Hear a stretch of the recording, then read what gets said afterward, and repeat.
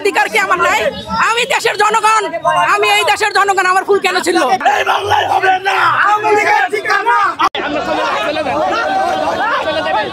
আমরা তো গত 5ই আগস্টের পরে যে ভয়ে ছিলাম, এখনো সেই ভয়ে আছে। বাংলাদেশের স্থপতি, বাংলাদেশের জাতির পিতা, আপনি সেই 32 নম্বর আপনি গুড়িয়ে দিয়েছেন। প্রথম তো 5ই আগস্টে তো সেটা ভাঙা হয়েছে, তারপরে 6 মাস পরে আপনি সেটা বুলডোজার দিয়ে গুড়িয়ে দিয়েছেন, কিচ্ছু নাই সেখানে।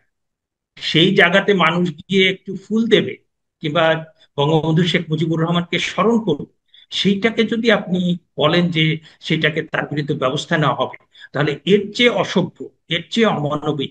আজকে ঐতিহাসিক 15ই আগস্ট। 15ই আগস্টকে কেন্দ্র করে আওয়ামী লীগের একটা উত্তেজনা রয়েছে। 32 নম্বরে তারা শ্রদ্ধা জানাতে যায়, 32 নম্বরে তারা সম্মান জানাতে যায়। সেখানে গিয়ে অনেকে মারধরের শিকার হয়েছেন, অনেকে গ্রেফতার হয়েছেন, অনেককে গণধুলাই দেওয়া হয়েছে। তো এই যে কাজগুলো করা হলে এগুলো কতটুকু যুক্তিসঙ্গত, এই বিষয় নিয়ে আলোচনা করো। এর আগে 32 নাম্বার এবং শোক দিবস নিয়ে আওয়ামী লীগ প্রেমী কয়েকজনের আলোচনা শুনবো, তারা আসলে কি বলতে চায়। এই যে 32 নাম্বারে যে হামলাগুলো হলো, গণধুলাই খেলা আওয়ামী লীগ, এটা নিয়ে তাদের মায়া কান্না কতটুকু গভীরের, আমরা তাদের মায়া কান্নাটুকু দেখবো, এরপর একটু বিশ্লেষণ করবো। প্রত্যেকে বলো সম্পূর্ণ ভিডিও দেখেন এবং চ্যানেল সাবস্ক্রাইব করে রাখেন। পরিবর্তিত বাংলাদেশ অর্থাৎ 2024-এর 5 আগস্টের পর থেকে আজ অবধি যা যা চলছে আমরা সবকিছুই দেখছি, এবং এমন একটা অবস্থায় আমরা রয়েছি যে স্বাধীনতার স্থপতি বঙ্গবন্ধু শেখ মুজিবুর রহমানের প্রতিও মানুষ যাতে শ্রদ্ধা জানাতে না পারে তার জন্য সব ধরনের আয়োজন সরকার পক্ষ থেকে করা হয়েছে। এর মধ্য দিয়ে বার্তাটি আসলে কি, সরকার যে বার্তাটি দিতে চাইছে বা বিশেষ গোষ্ঠী যে বার্তাটি দিতে চাইছে সেটি বাংলাদেশের রাজনীতির জন্য কতটা তাৎপর্যপূর্ণ, এই সব বিষয়ে আমরা কথা বলবো। এই বিষয়ে আলোচনার জন্য আমাদের সঙ্গে যুক্ত রয়েছেন ঢাকা বিশ্ববিদ্যালয়ের আইন বিভাগের অধ্যাপক, রাজনৈতিক বিশ্লেষক শেখ হাফিজুর রহমান কার্জন। শেখ হাফিজুর রহমান কার্জন, আপনাকে স্বাগত জানাচ্ছি, আপনাকে আমাদের সঙ্গে যুক্ত থাকার জন্য।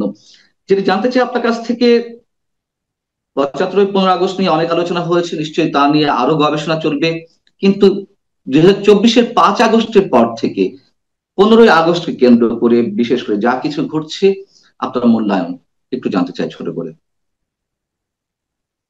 আপনাকে ধন্যবাদ।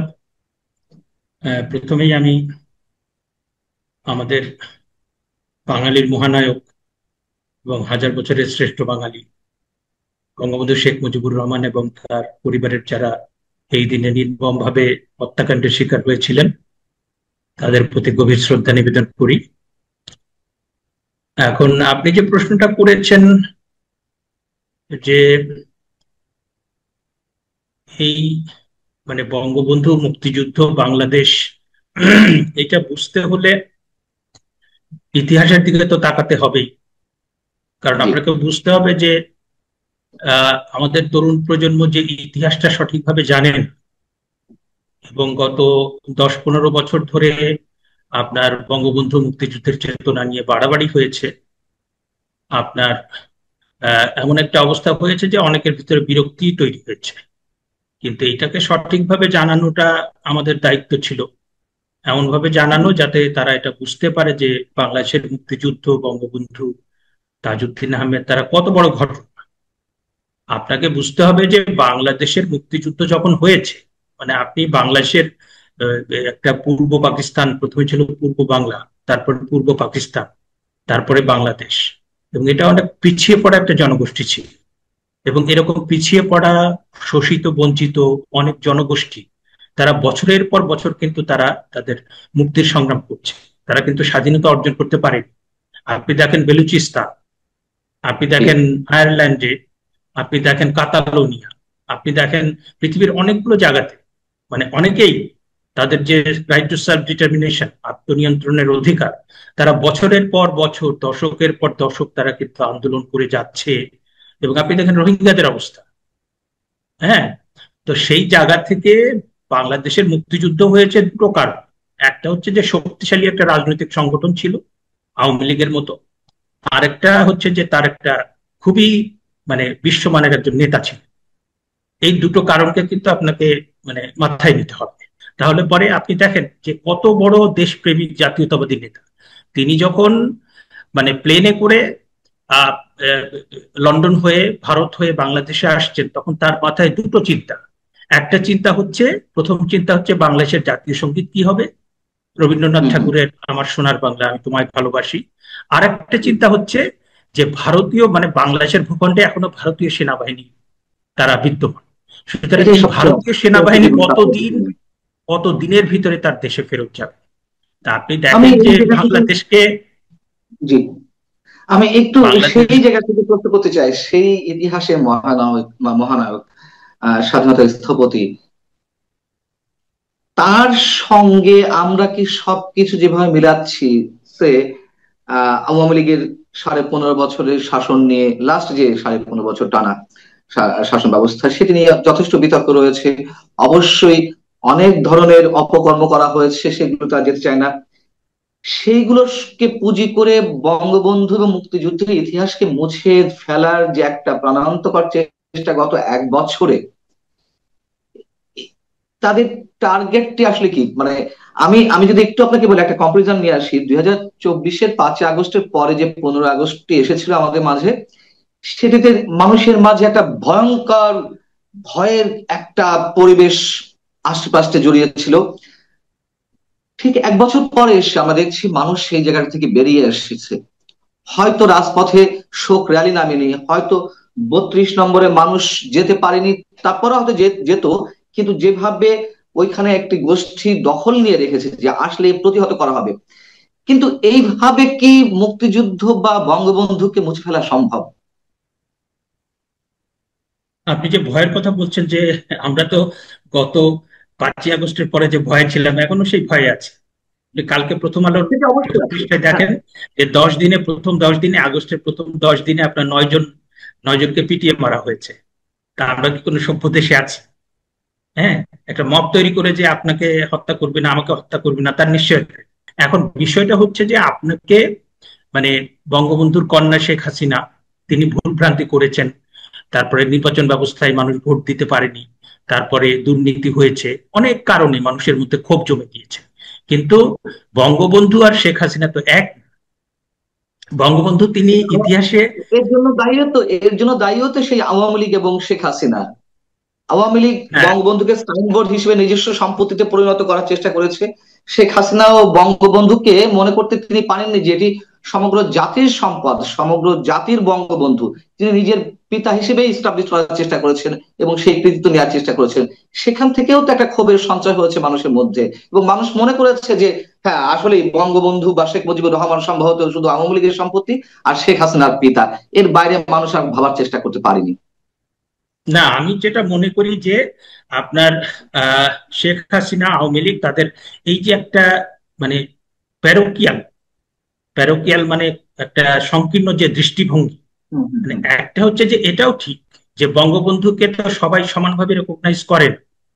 মানে বঙ্গবন্ধু যে মানের জি। নেতা, হ্যাঁ, আপনি বঙ্গবন্ধু যে মানের নেতা, এবং আমরা যে তথ্যগুলো পাচ্ছি দেখেন 2013 সালে আপনার ব্রিটিশ ইতিহাসবিদ জ্যাকব এফ ফিল্ড তিনি একটি বই লিখেছিলেন যার শিরোনাম হচ্ছে we shall fight on the beaches, the speeches that inspired history. হুম, এবং হুম। সেখানে 41 জন, সারা পৃথিবীর 41 জন যে সামরিক বেসামরিক নেতা, তার ভেতরে আপনি দেখবেন যে নাম আছে Julius Caesar, Winston Churchill, Martin Luther King, Charles de Gaulle, Abraham Lincoln.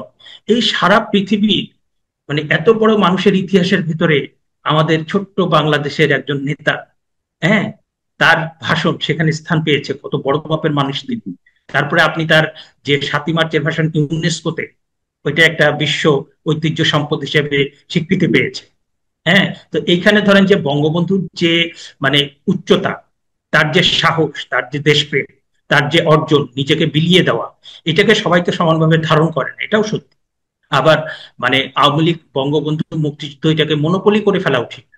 এটা কোনোভাবেই আওয়ামী লীগ কিংবা কারো মনোপলি করে ফেলা ঠিক না।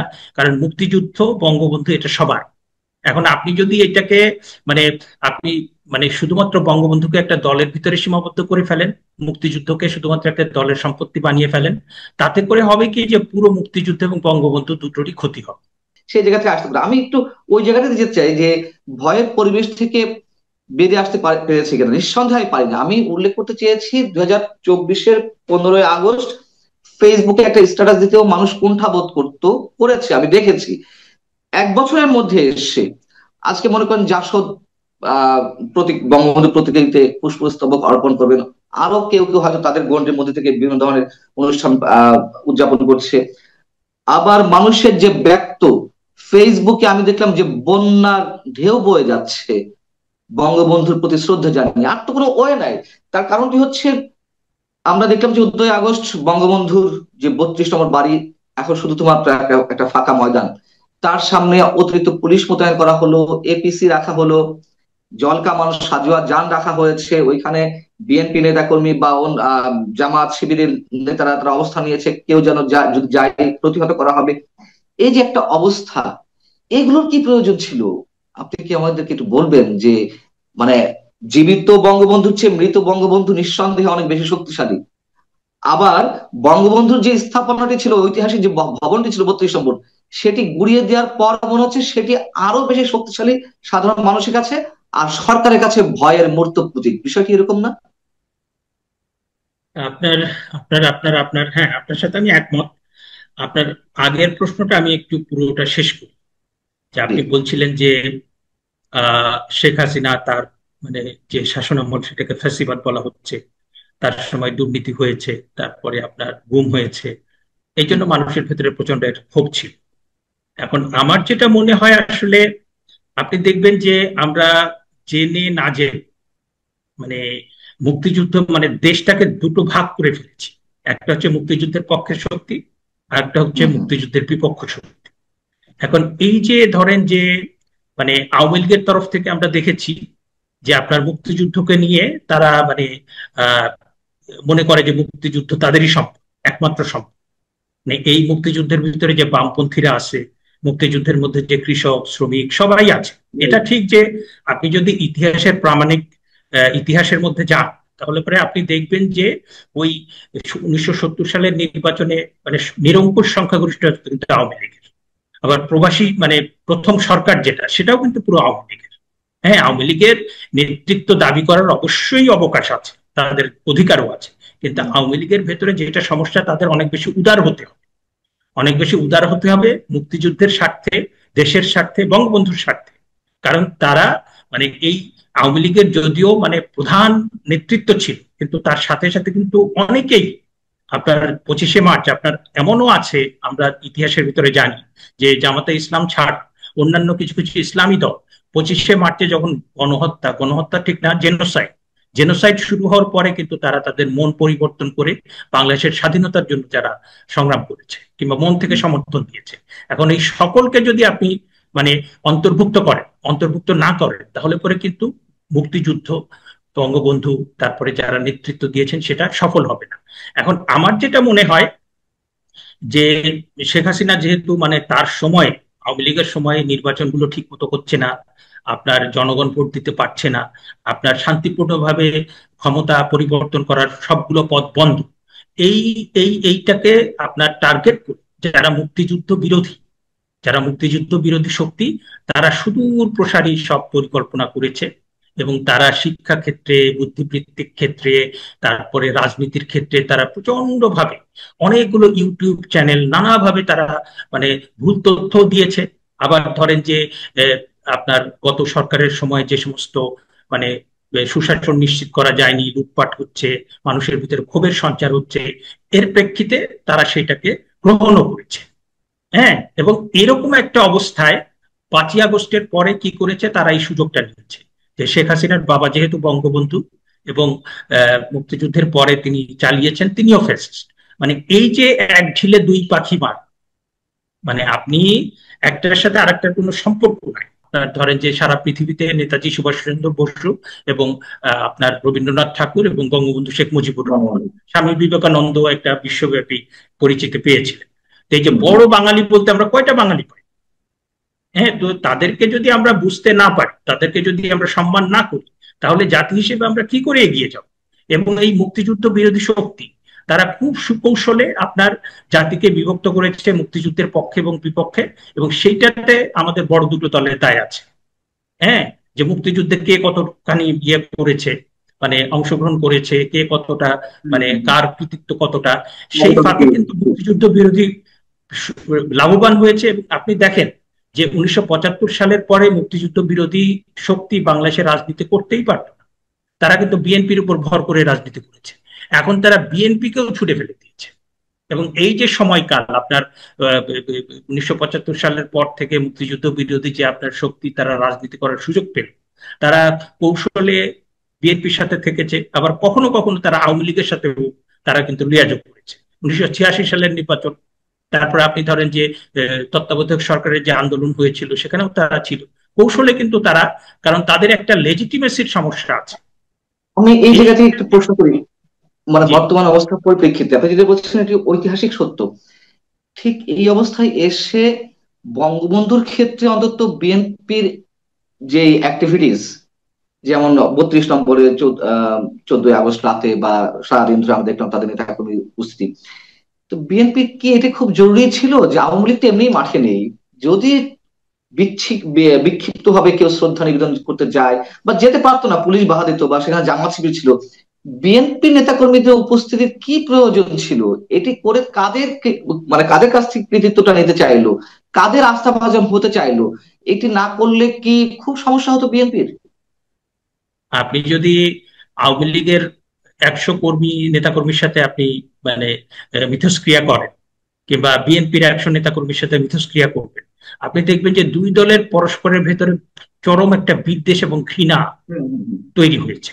এবং একটা সময় আমরা শুনতাম, একটা সময় আমরা দেখতাম 80-90 দশকে যে আপনার আওয়ামী লীগ, বিএনপি, ছাত্র দল, ছাত্রলীগ, তারা রাজনীতি করলেও তাদের ভিতরে পারস্পরিক বন্ধুত্ব, সামাজিকতা মোটামুটি ছিল। কিন্তু 2013-14 সালের পর থেকে এই যে আপনার আওয়ামী লীগ, বিএনপি কিংবা ছাত্রলীগ, ছাত্রদল, পারস্পরিক বন্ধুত্ব, সামাজিক বন্ধন, এই জায়গাটাও কিন্তু বেশ খানিকটা নষ্ট হয়ে গেছে। যার প্রেক্ষিতে একটা দেশের ভিতরে আপনি কিন্তু এই যে প্রতিহিংসা এবং পারস্পরিক বিদ্বেষের রাজনীতি করলে এটা সুযোগ নেবে কিন্তু মুক্তিযুদ্ধ বিরোধী শক্তি। প্রধান উপদেষ্টা প্রেস সচিব 3-4 দিন আগেই বলেছেন সাংবাদিকদের কাছে যে কেউ যদি শেখ মুজিবুর রহমান, কিন্তু বঙ্গবন্ধু বলবেন না, শেখ মুজিবুর রহমানের প্রতি শ্রদ্ধা জানাতে চান, 15 আগস্ট কর্মসূচি পালন করে, তাদের বিরুদ্ধে আইনানুগ ব্যবস্থা নেওয়া হবে। আপনি আইনের অধ্যাপক, সব আইন আপনাকে জানতে হবে এমন কোনো কথা নাই, তারপরে একটু জানার চেষ্টা করছি বাংলাদেশে কোন এমন আইন আছে যে একজন বিশেষ ব্যক্তির প্রতি ব্যক্তিগত জায়গা থেকে সামাজিক সাংস্কৃতিক সংগঠন, তাও যদি হয় তারা শ্রদ্ধা নিবেদন করবে, তাদেরকে আইন দিয়ে আটকানো হবে? আমি ধরে নিলাম যে আওয়ামী লীগ রাজনৈতিক কার্যক্রম নিষিদ্ধ, তারা ব্যানার নিয়ে নামতে পারবে না বা তাদের রাজনৈতিক নেতা কর্মীরা নামতে পারবে না, কিন্তু সাধারণ মানুষ যদি কোনো কর্মসূচি গ্রহণ করে তাদেরকে কোন আইনে আটকানো কথা বলে তিনি হুঁশিয়ারি উচ্চারণ করেন? আপনার কি এমন কোন আইনের কথা জানা আছে বাংলাদেশে? এরকম কোন আইন মানে কিভাবে হবে? আইন তো হয় মানুষের ভালোর জন্য, মানে আপনার কি বলে কালেকটিভ, মানে আইন usually laws are enacted to promote collective welfare of the people, কিংবা মানুষের ভেতরে যে মানবিকতা, তার যে আবেগ, তার যে শোক প্রকাশ, সেইটাকে বাধা দেওয়ার জন্য কোনো দেশে কোনো আইন হয় না। হ্যাঁ, আপনি আপনি আপনি যখন এই প্রেস সচিব এই কথা বলছেন, তখন তো তিনি প্রকাশ করছেন তিনি প্রচন্ডভাবে অসভ্য। প্রেস সচিব যখন এই কথা বলছেন তখন বোঝা যাচ্ছে প্রচন্ডভাবে অমানবিক, হ্যাঁ, একটা পাশবিক, একটা মানে বিকৃত একটা মনোভাবের অধিকারী এই মানুষ। কারণ আপনি আপনার ভাই মারা গিয়েছে, আপনার পিতা মারা গিয়েছে, কিংবা আপনি যাকে চেনেন না, একটা মানুষ মারা গিয়েছে, তার প্রতি আপনি শোক প্রকাশ করবেন, ইন্না লিল্লাহি ওয়া ইন্না ইলাইহি রাজিউন। আপনি মানে আপনি যদি ধর্মীয় ভাবে মুসলমান হলে আপনি সেটা বলবেন, তাই না? তো এখন আপনি যার কথা আমরা বলছি তিনি হচ্ছে মানে বাংলাদেশের স্থপতি, বাংলাদেশের জাতির পিতা। তো তার আপনি আপনি সেই 32 নম্বর আপনি গুড়িয়ে দিয়েছেন। প্রথমত 5ই আগস্টে তো সেটা ভাঙা হয়েছে, তারপরে 6 মাস পরে আপনি সেটা বুলডোজার দিয়ে গুড়িয়ে দিয়েছেন, কিচ্ছু নাই সেখানে। সেই জায়গাতে মানুষ গিয়ে একটু ফুল দেবে কিংবা বঙ্গবন্ধু শেখ মুজিবুর রহমানকে স্মরণ করুন, সেইটাকে যদি আপনি বলেন যে সেটাকে তার বিরুদ্ধে ব্যবস্থা নেওয়া হবে, তাহলে এর চেয়ে অসভ্য, এর চেয়ে অমানবিক, এর চেয়ে বর্বর আর কোনো কিছু হতে পারে না। আমার শেষ একটি প্রশ্ন, সেটি হচ্ছে যে যদি মাঝখানে আপনাকে জিজ্ঞেস করছি, হয়তো আপনি উত্তর দিতে খেয়াল নেই, 2024-এ যে 15 আগস্ট ছিল, এক বছরের মধ্যে যা কিছু আমরা দেখছি, বা বিশেষ করে এবার 15 আগস্টে সাধারণ মানুষের এক ধরনের প্রতিক্রিয়া আমরা দেখতে পাচ্ছি বিভিন্ন সামাজিক যোগাযোগ মাধ্যমে, আপনাকে মনে হয় যে আমরা আগে বলেছি যে ভয়ের পরিবেশ তো অবশ্যই রয়েছে, আপনি নিজেই বলেছেন এখনো রয়েছে, কিন্তু এই জায়গাগুলো থেকে আমরা কাটিয়ে উঠতে পারছি কিনা যার যার জায়গা থেকে, যে না অন্তত মুক্তিযুদ্ধের ক্ষেত্রে বঙ্গবন্ধুর ক্ষেত্রে কোনো আপোষ নয়, একটা ঘন ঘন অন্ধকার ছিল, মানুষ একটা ঘোরের মধ্যে ছিল, সেখান থেকে বেরিয়ে আসতে পারছে কিনা অথবা খুব দ্রুত বেরিয়ে আসবে কিনা? আমার যেটা মনে হয় যে পৃথিবীর ইতিহাসে আপনি দেখবেন যে আহ মানুষের যে সততা, মানুষের যে সাহস, মানুষের যে দেশপ্রেম, কিংবা মানুষ যদি আসলে মানে মানুষের নানা রকম কাজ হয়, যে কেউ হয়তো বা দেশের জন্য জীবন বিলিয়ে দেয়, কেউ হয়তো বা আপনার ধ্রুপদী সাহিত্য রচনা করে, কেউ হয়তো বা সমাজের জন্য কিছু করে। এই যে প্রত্যেকটা ব্যক্তি, তারা যে মানুষ, তাদের স্মরণ করে কি জন্য করে? তাদের মানে কারো ধর্মীয় কাজ, কারো আধ্যাত্মিক কাজ, কারো সাহিত্যিক কাজ। মহাত্মা গান্ধীকে স্মরণ করে, নেলসন জি। ম্যান্ডেলাকে স্মরণ করে, তারপরে মার্টিন লুথার কিংকে স্মরণ করে। কারণ বঙ্গবন্ধুকে কেন স্মরণ করবে? স্মরণ করবে এই জন্য, তিনি তার মানে জীবনের সবকিছু ফেলে শুধুমাত্র বাংলাদেশ নামক রাষ্ট্রটা, এইটাকে আপনার স্বাধীন করার জন্য তার জীবনকে উৎসর্গ করছে। 12টি বছর তিনি কাটিয়েছেন তার জেল। জি। তারপরে তার অসংখ্যবার তিনি নির্যাতনের শিকার হয়েছেন। তিনি পাকিস্তান যে আপনার এত বড়, মানে এখনো বলা হয় যে Pakistan is one of the best army in the whole world, জি। তার বিরুদ্ধে লড়াই করে নেতৃত্ব দিয়ে এরকম একটা। এবং আপনার বাঙালি বাঙালি অনেক যারা আছে, বাঙালি এলিট, মানে আমাদের বাংলাদেশের এলিট অনেকের মধ্যে আপনি হাস্যরস কিংবা ঠাট্টা করে বলে যে বাঙালি তো ভীরুর জাতি, এরা আবার কি যুদ্ধ করবে, এরা আবার কি ক্রিকেট খেলবে। কিন্তু আপনি দেখেন যে বঙ্গবন্ধু এই ভীরু জাতিকে উৎসাহিত করে, তাদের সাহসী করে, এই পাকিস্তানের মতো একটা মানে বিশাল আর্মি, এবং তার জি। পেছনে ছিল তাদের যে মার্কিন যুক্তরাষ্ট্র, তার পেছনে চীন, সংগ্রামের সেটাকে নেতৃত্ব যে আমরা। সেটাকে যে আমরা অর্জন করলাম, তো তাকে স্মরণ জি। করবেন না? আপনি কাকে স্মরণ করবেন? আপনি কি ওই অসভ্য প্রেষ্যযুগকে স্মরণ করবেন না? অনেক অনেক 50 বছর আগে মারা গেছে, তাকে এত ভয় কেন? এত ভয় কেন? দেশে থেকে শুধুমাত্র আমি একটা কথাই বলছি যে শোক দিবস আমরা পালন করব, কিন্তু ঢাকায় না, সারা পৃথিবী ব্যাপী যেখানে যত বাঙালি আছে সবার প্রতি সেই আবেদনটা। তাদের বাপ মারা গেলে পরে যেটা করতো, জাতির পিতার শহীদ হয়েছে সপরিবারে 16 জন, কারণ তো অন্য কিছু না, দেশপ্রেম। তো তার জন্যে দোয়া মাহফিল বা কবর জিয়ারত করা বা 32 নম্বর বাসভবনে যাব, এটা আমি বলেছিলাম ইচ্ছা করিয়ে, যে কি করে দেখি। দেখলাম যে হ্যাঁ, প্রস্তুতি নিয়ে ওইখানেই চলছে। কিন্তু কালকে যখন টুঙ্গিপাড়ায় যাওয়া হবে বা বনানী কবরস্থানে যাওয়া হবে, তখন কি বাধা দিবে? দিলে পরে সিনারিওটা কি দাঁড়াবে? না দিলে পরে আমি বলবো যে সরকার যদি শুভবুদ্ধির উদয় হয়, তাহলে যেন বাধা না দেয়। কারণ আমি নামাজ পড়বো, নামাজ পড়ে কবর জিয়ারত করবো, তো আমার রাইট, এটা তো আমার রাইট, ধর্মীয় অধিকার। তো ধর্মের উপরে যদি হস্তক্ষেপ করে, আবার আরেক দিকে বলে যে না, ধর্ম ইসলাম অমুক তমুক, আরবের ইসলাম এখানে কায়েম করবে, তারপরে কি ওই কি ইসলাম, ওই ওয়াহাবি ইসলাম। তো এই যে সবই বলুক, আমার কথা হচ্ছে যে আমি আমার পিতার প্রতি, মাতার প্রতি, আমার ভাইয়ের প্রতি, যারা বিদেহী আত্মা, তার মাগফিরাত কামনা করার জন্য যদি যাই, সেখানে বাধা দেওয়ার তো কোনো কারণ আমি দেখি না। এবং এই মৃত ব্যক্তিদের এত ভয় কেন? এত যার হাড্ডি গুড্ডিও বোধহয় এখন মিলে গেছে মাটিতে, তাদের এত ভয় কেন? ভয় একটা জায়গায়, সেটা আমি বলি। আমরা যে মঞ্চ 71 করেছিলাম কিন্তু 4 জুলাই করেছিলাম ইন্টেনশনালি, যাতে 5ই জুলাই হ্যাঁ, পান্না ভাই, একটা। আমি সরি একটু আপনাকে ইন্টারাপ্ট করছি। আপনি সম্ভবত মোবাইলে যুক্ত আছেন। মোবাইলটাকে আপনি কোথাও রাখতে পারেন একটু? না আমি না জানি না, আপনার শরীরটাও ভালো না। হ্যাঁ, খুবই খারাপ। আর I know. দ্বিতীয়ত ওই খায়রুল হক সাহেবের হিয়ারিং এ যাওয়ার পরে আমি ওই ধাক্কাধাক্কিতে হাইবেন্স একটা ব্যথা পাইছি, ব্যথা পাই কোমরের দিকে। তখন ব্যথা উপলব্ধি করতে পারি না। এখন এমনই যে গত 3 রাত ধরে আমি ঘুমাইতে পারি না। হাঁটতেও পারি না। এখন আপনারা আছেন দেখে তো তাও এই জাতির এই দেশের কথা বলার মতো দুজন সাহসী আমি মানুষ একটু আছেন। আমার এটা শেষ করি কোন জি প্রেক্ষাপটে। হ্যাঁ তো জি খবর বলুন বলুন। পেলাম যে 5 তারিখ নাকি বলবে যে 72-এর সংবিধান বাতিল, এবং মুক্তিযুদ্ধ 71-এ হয় না, ওটা স্বাধীন হয় না, স্বাধীন হয়েছে 24-এর 5ই জুলাই। তখন আমরা ওই দফাগুলো দিলাম যে 71-এর মুক্তিযুদ্ধের সাথে কোনো ইসের তুলনা হয় না। আসলে হয় না। পৃথিবীর ইতিহাস ঘাটেন আপনি, ঘাইটে দেখবেন যে 9 মাসে 30 লক্ষ মানুষ আত্মাহুতি দিছে, এইটা নাই। দ্বিতীয় বিশ্বযুদ্ধেও নাই। এই যে স্বল্প সময়ের ভেতরে আনুপাতিক হারে যে মৃত্যু, সেটা বাংলাদেশ ব্যতিক্রম। কারণটা কি? কারণ হলো যে একটা ধর্মনিরপেক্ষ গণতান্ত্রিক সমাজ গড়ার জন্য। এই তো গণতান্ত্রিক পদ্ধতিতে বঙ্গবন্ধু সবচেয়ে অধিক ভোট পেয়েছিলেন, এবং এটা ছিল একটা অসাম্প্রদায়িক দেশ গড়ার জন্য। জিন্নার যে টু নেশনস থিওরি, সেইটার পাল্টা, অর্থাৎ টু নেশনস থিওরির দ্বিজাতি তত্ত্বের কবর উপর দাঁড়িয়ে কিন্তু বাংলাদেশ রচিত হয়। এই কথাটা আমাদের খেয়াল রাখতে হবে।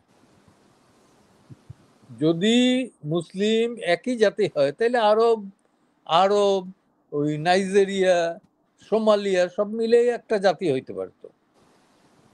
আফগান, মায়ানমারের ওই কি কি মুসলিম তারা, ফিলিপাইন্সের মরো মুসলিম, শিয়া সুন্নি সব মিলিয়ে একটা জাত হইতে পারে। ধর্ম নিয়ে জাত হয় না, জাত জাত নিয়েই হয়। ধর্ম পরিবর্তনশীল, জাত পরিবর্তন করা যায়। আমি মুসলিম থেকে হিন্দু হইতে পারি, হিন্দু থেকে মুসলিম হইতে পারি, কিন্তু বাঙালি থেকে বিহারি হইতে পারবো না, আর বিহারি থেকে কেউ বাঙালি হইতে পারবে না। ক্লিয়ার?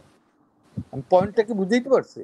জি জি ধর্ম পরিবর্তন করা যায়, আর একটা গ্রহণ করা যায়, কিন্তু জাতি এটা পরিত্যাগ করা যায় না চেষ্টা করলেও, আর গ্রহণ নতুন জাতিতে পরিণত হওয়া যায় না। পাকিস্তান কোনো জাতি না, ওরা সিন্ধি, বালুচ, পাঠান, পাঞ্জাবি এইভাবে আছে জাতি হিসাবে, আর পাকিস্তান আছে দেশ হিসাবে। আর আজকে দেখেন সেখানে সিন্ধ আলাদা হতে চাচ্ছে। বালুচ তো একজন মহিলার নেতৃত্বে, ডক্টর মাহেরাং, তার নেতৃত্বে কিন্তু স্বাধীনতা ঘোষণা করছে। ঘোষণা আগেই হয়েছে, নবাব মুক্তির সময় 74-এ যাকে গুলি করে হত্যা করা হয়, নবাব মুক্তি, তারপরে খান আব্দুল গফফার খান তো যাই নাই কখনো। এরা এখন মাহেরাং নামে, ডক্টর মাহেরাং, সে, আপনি তার ভিডিওতে গিয়ে দেখেন, আমি পাঠাই দিতে পারবো, হাজার হাজার লক্ষ লক্ষ লোক হয়। সবচেয়ে আমার কষ্ট লাগছে কি জানেন, এই 5ই জুলাইয়ের পর সে একটা বক্তৃতায় বলছে, আমরা বালুচ, আমরা শহীদদের মর্যাদা দিতে পারি, আমরা বাঙালি না। অর্থাৎ বাঙালিরা যে শহীদের মর্যাদা দিতে ব্যর্থ হয়েছে সেটা বালুচ হইয়াও সে জানে। এটা আমার কাছে খুব লজ্জাজ লাগছে, কিন্তু মাহারাঙের আমি কোনো দোষ দেই না। আসলেও তো তাই। যদি শহীদদের মর্যাদাই দিতাম, এইখানে কি কোনো রাজাকার এই রকমের আমাদের ধমক দিয়ে চলতে পারে, শাসন করবে এই স্বপ্ন দেখতে পারে? দুর্ভাগ্য আমাদের যে আমাদের জীবন দশায় এই অবস্থাটা দেখে গেলাম। আর আমার সবচেয়ে হইলো যে জীবন দশাই আমি সর্বপ্রথম এটা প্রতিবাদ করে গেলাম। কয়দিন বাঁচবো জানি না, আমি মনে করি যে আল্লাহ তাআলা আমাকে বাঁচাই রাখছেন সুনির্দিষ্ট কোনো কর্তব্য পালনের জন্য। সে কর্তব্যের একটা হলো যে দেশপ্রেম। যার দেশপ্রেম নাই, তার ধর্মপ্রেমও নাই, আমার ধারণা আর কি, তার আল্লাহ প্রেমও নাই, তার স্রষ্টা প্রেমও নাই, কোনো প্রেমই নাই। এই আর কি, আমি বেশি কিছু বলতে চাই না। আরেক মুক্তিযোদ্ধা আছে আমার জি প্রিয় আমি মানুষ। আমি আমি আপনি যেহেতু অসুস্থ, আপনাকে একটু আগে আগে আমি ছেড়ে দেবো, কিন্তু দুইটা প্রশ্ন আছে আপনার কাছে। সেটি হচ্ছে, আপনি কি মানে আজকে কি 32 নম্বরে আর যাওয়ার পরিকল্পনা আছে কিনা, কালকে আছে কিনা? আপনি বলছিলেন হেঁটে যে আপনি হেঁটে হইলেও, মানুষের কাঁধে বর্দি হইলেও আমি যাবার চেষ্টা করব। আমি কোনো হুরাঙ্গামা করব না। আমি কোনো হুরাঙ্গামা করবো না, যেখানে থামাবে আমি বললাম যে ভাই আমার বসতে দাও, আমি 2টা মিনিট একটু আলহামদু সুরা, সুরা ফাতেহা আর 3বার এখলাস পড়ে একটু দোয়া করি। যদি বল যে না তাও পারবা না, চলে আসবো কখন যাবেন? বাদ জুম্মা, কালকে আর কি। কালকে। কালকে বাদ জুমা। আপনি কি বনানী কবরস্থানে যাবেন নাকি জি জি টুঙ্গিপাড়ায়? জি না, টুঙ্গিপাড়ে যাওয়ার ইচ্ছা ছিল, কিন্তু শরীরের সেই অবস্থাটা নাই। আচ্ছা আচ্ছা, ওকে, বাদ জুমা কালকে বনানী কবরস্থানে যাবেন। আর একটি বিষয় আপনি দেখেছেন নিশ্চয়, বিএনপি খুব পাহারা দিচ্ছে 32 নম্বরের কাছে, যাতে করে সেখানে যেতে না পারে। এরপরও কি বিএনপি কে মুক্তিযোদ্ধার দল বলা যায়? বিএনপি তো যারা পাহারা দিচ্ছে তাদের দল না, আর এগুলোর জন্য আমাদেরও অতীত কর্মকাণ্ড কিছু আছে। জিয়াউর রহমানের লেখা বা কোথাও কোথাও আপনি পাবেন না যে বঙ্গবন্ধুকে অবজ্ঞা করে কোনো কথা বলছে, কোথাও নাই। তার লেখা সে শাসন ক্ষমতায় থাকাকালীন কোথাও কোনো অবজ্ঞা করে কোনো কথা বলেন, হেও করে কোনো কথা বলেন। ইটস ট্রু, সত্যি যেটা সত্যিই বলতে হবে। হ্যাঁ, এতে কোনো সন্দেহ নাই। এমনিতে আজকে আপনি জানেন যে অনেক বছর ধরেই বেগম জিয়া তিনি 15ই আগস্টের জন্মদিন পালন করতেন, এখনো করছেন, কিন্তু কালকে একটি ঘোষণা দিয়েছেন যে তারা তারা কেক কাটবেন না, তারা শুধু মসজিদে দোয়া করবেন। হুম, এটা কিভাবে দেখছেন? এটা পজিটিভ দিক থেকে আমি দেখছি, কিরকম? যে অন্তত কেক টেক কাটবে, উৎসবে যাচ্ছেন না, আনন্দে যাচ্ছেন না। 15ই আগস্ট তো তার না, অনেকেরই জন্মদিন হইতে পারে। এবং 15ই আগস্ট আমি আসছিলাম এক আওয়ামী লীগের নেতারই, তারই একজন পার্লামেন্টের এমপি, তার বোনের বিয়েতে 15ই আগস্ট। এখন সে তো বিবাহ বার্ষিকী নিশ্চয়ই পালন করেন, এতে তো দোষ নাই।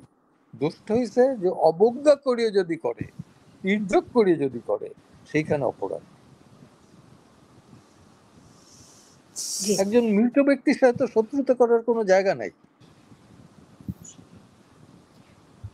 সেইটাই, একজন মানুষ মারা গেলে আল্লাহ তাআলাও তার আমলনামা বন্ধ করে দেন, তাই না? আল্লাহ নামা কেন, আইন যেটা, আইন সিভিল ল বা ক্রিমিনাল ল, কোনো লতেই তার এগেনস্টে দাঁড়ায় না কোনো কিছু। আল্লাহ তো অবশ্যই, আল্লাহ ক্ষমাশীল, সে ক্ষমা করার জন্য প্রস্তুত, আমাদের শুধু চাওয়া বাকি। আমি যদি ভুল না করে থাকি, এরকম পরিস্থিতি মনে হয় 75-এর পরেও তৈরি করা হয়েছিল, নাকি এই প্রথমই এরকমটি হলো? 75-এর পরেও তৈরি ছিল, যত কয়েকদিন ছিল। ইটস ট্রু, ও বাড়ির ধারে কাছে কেউ কেউ যাইতে দেয় না। হ্যাঁ, তাহলে তো অনেকেই অনেক ছবি তুলতে পারতো। ওই ছবিগুলো কিন্তু সেনাবাহিনীর তোলা, সেনাবাহিনীর তত্ত্বাবধানের তোলা, সেগুলো পাইছে বিভিন্ন লোক। যাই হোক, কাউকে ঢুকতে দেয় না। আমি নিজেই অনেকবার চেষ্টা করছি, সেনাবাহিনীর কিছু বন্ধু বান্ধব নিয়েও চেষ্টা করছি, ঢুকছি, কিন্তু পরে আমার নিজের খুব খারাপ লাগছে, মাথা ঘোলা হয়ে গেছে। কষ্টের ওই ওই রক্তের উপর দিয়ে কিভাবে যাই, তাই না? 7 বছরের রাসেল আজকে বেঁচে থাকলে পরে 57 বছর হতো। ধরেন এরকম করে কি বঙ্গবন্ধুর প্রতি মানুষের ভালোবাসা বন্ধ করতে পারবে? আগেও তো তারা চেষ্টা করেছে। পারছে, সংখ্যা কমছে,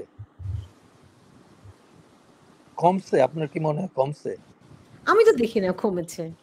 তাইলে আজকেও আমাকে কয়েকজন জিজ্ঞেস করতেছিল, বললাম যে ওকে, তুমি আমি বাদ দাও, রিক্সাওয়ালা ধরো তো দাঁড়ায়, এই যে চায়ের দোকানদাররা আছে রাস্তার পাশে, ফুটপাতের পাশে, এদের জিজ্ঞেস করি তো। বিলিভ মি, 10 জনের জিজ্ঞেস করেছে, 10 জনেই বুঝছে যে বঙ্গবন্ধু বিশাল নেতা। তার সাথে কি এরা কি যে সবাই দেখছে তাকে তা না, দেখেই না ম্যাক্সিমাম। কিন্তু বঙ্গবন্ধুর নামে যে এই দেশটা যুদ্ধ হয়েছে, এককালে যুদ্ধ হয়েছে, এটা তো সত্যি, অস্বীকার করা যায় না। আবার জিয়াউর রহমানের ওই কালুরঘাটের ভাষণের পর আমরা যে মুক্তিযোদ্ধারা একটু উজ্জীবিত হয়েছে, ওই আরেক মুক্তিযোদ্ধা আছে, জিজ্ঞেস করা, শোনার পর যে একটু উজ্জীবিত হয়েছে, সেটাও অস্বীকার করা মিথ্যাচার হবে। চরমপত্র শুনে যে আমরা প্রতিনিয়ত মানে উদ্বুদ্ধ হইতাম, এতে কোনো সন্দেহ নাই এমআর আক্তার মুকুলের। তো কি বলবো, তারা এগুলি করে তাহলে কি হাসিল করবে আসলে? কি করবে এটা তো তারা বলতে পারে, এটা তো আমি বলতে পারবো না। আপনারা যে মঞ্চ ৭১ করেছেন, আপনারা এটা দিয়ে কি মানে এই সংগঠন দিয়ে কি করবেন, এই প্ল্যাটফর্ম দিয়ে? এটা তো ক্লিয়ার বলা হয়েছে যে বঙ্গবন্ধু আর ৭১-এর মুক্তিযুদ্ধ, ২ জাতীয় পতাকা, জাতীয় সঙ্গীত, জয় বাংলা, এইগুলোর উপর আঘাত আসলে পরে আমরা ঐক্যবদ্ধভাবে প্রতিহত করার চেষ্টা করব। আমরা রাষ্ট্রীয় ক্ষমতা দখলের কথা বলি নাই, কোনো রাজনৈতিক দর্শনও বলি নাই। আমাদের তো হইল মুক্তিযুদ্ধ, বঙ্গবন্ধু, জাতীয় পতাকা, জাতীয় সঙ্গীত এবং জয় বাংলা। মুক্তিযুদ্ধের সময় এমন কোনো মানুষ ছিল না যে জয় বাংলা স্লোগান দেয় নাই, এবং রক্তের ভেতর তখন টকবক করে উঠত, টকবক করে উঠত। সকল দলমত নির্বিশেষে জয় বাংলা স্লোগান দিত। আজকে নাকি ঢাকায় কয়েকটা গ্রুপ পাকিস্তানের স্বাধীনতা দিবস উদযাপন করছে, এবং আপনি জানেন হ্যাঁ হইতে পারে, নাথিং আনলাইকলি। গতবারও পালন করছে একটা গ্রুপ পালন করছে, প্রেস ক্লাবেই পালন করছে, অবাক হয়েছে আমি। অথচ বঙ্গবন্ধুর মৃত্যু দিবস পালন করতে দিবেন না, কিসের আলামত? এটা ন্যায় বিচার না অবিচার নাকি এটা আমি বলি না, বলছি এটা জাতির কাছেই এই দায়িত্বটা দিলাম। ৩২ নাম্বার পুলিশ দিয়ে আটকাইতে পারবে, ব্যারিকেড দিতে পারবে সারা বাংলাদেশ। মসজিদে যদি 50 জন যায় এবং তারা মোনাজাত তোলে, হাত তোলে, এখন তো 18 কোটি মানুষ, আমি চ্যালেঞ্জ দিয়ে বলতে পারি 10 কোটি মানুষ অন্তত হাত তুলবে।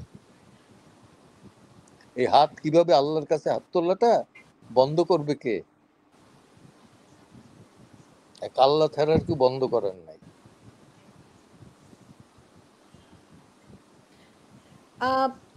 সরকারের কারা এগুলি ইয়ে করতে, মানে এইটা আমি বলতে পারি না। সরকারের সাথে আমার কোনো সরকারের সাথে, সেটা আওয়ামী লীগ বলেন, বিএনপি বলেন, বা ওই জাতীয় পার্টি বলেন, বা ওই কি বলেন, কোনো সরকারের সাথেই কখনো আমার ছিল না।